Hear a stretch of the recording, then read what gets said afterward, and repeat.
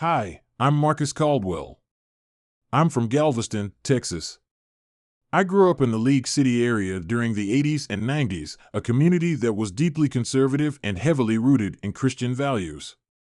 Being a black child and gay in that environment made me feel like an outsider from the start.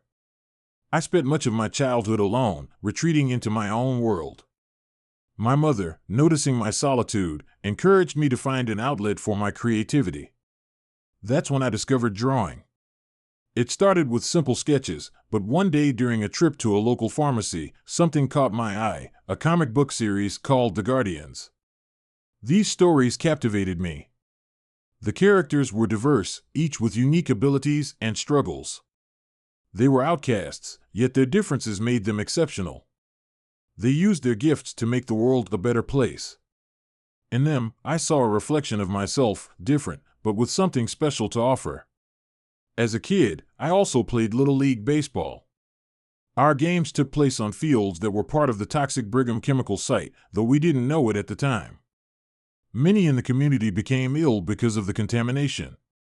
Then, a figure I'd later think of as a real-life superhero emerged, an attorney named James Laramie.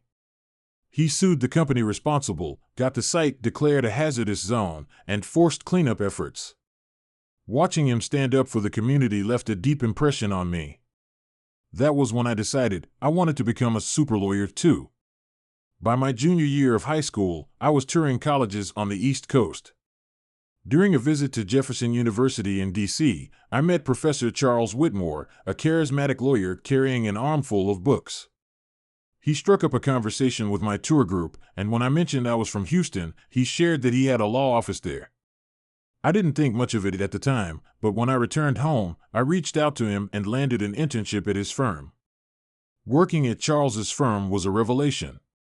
The partners were two powerful black women who had strong ties to Houston's political elite, the mayor, city council members, and state representatives. The firm's progressive and inclusive environment was unlike anything I'd experienced. It was also the first time I realized Charles was gay, which he never hid but didn't broadcast either. Seeing someone like him thriving as both a lawyer and an openly gay man planted a seed of hope in me. I later attended Somerset University, the alma mater of a legendary lawyer named Michael Hawthorne, and stayed for law school. After graduating, I returned to Houston and joined a prominent litigation firm. I was handling high-stakes cases, fulfilling the dream I'd had as a kid. But even as my career flourished, I felt constrained, camouflaging who I really was. One of my mentors at the firm, Andrew Sterling, was a few years ahead of me and openly gay. He campaigned for a judgeship with his partner by his side, and his authenticity inspired me. Another lawyer I admired, Jacob Manning, was both black and openly gay. Watching them navigate their careers without compromising who they were gave me the courage to confront my own fears.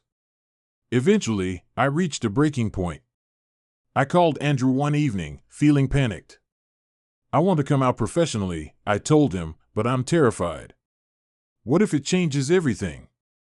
His response was simple but profound. Marcus, this won't change who you are, what you've accomplished, or what you're capable of.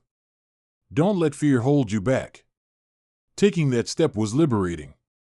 I didn't lose my job or the respect of my peers and clients. In fact, my career soared. By embracing my authentic self, I became more confident and focused, and that energy translated into success. Now, I'm living the life I once dreamed of in solitude as a child. I have a loving partner, a beautiful home, a fulfilling career, and an incredible network of friends. Looking back, I see how much time and energy I spent hiding who I was, like Mystique from the Guardians comics, who disguised herself as human instead of embracing her true form. When she's told how much power she's wasting pretending to be something she's not, it resonated deeply with me. That was my turning point. When I let go of the camouflage, I became unstoppable. Today, I'm proud to say I've achieved my childhood goal. I am a super lawyer.